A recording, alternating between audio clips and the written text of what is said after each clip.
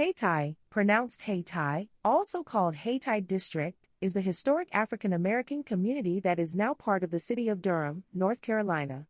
1. It was founded as an independent black community shortly after the American Civil War on the southern edge of Durham by freedmen coming to work in tobacco warehouses and related jobs in the city.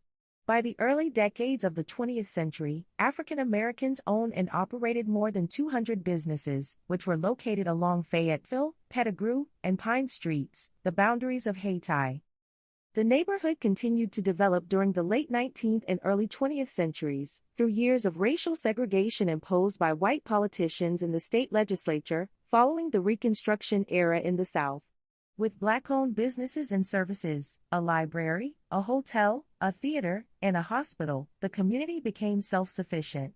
It declined in the late 20th century due to suburbanization, which drew some residents to newer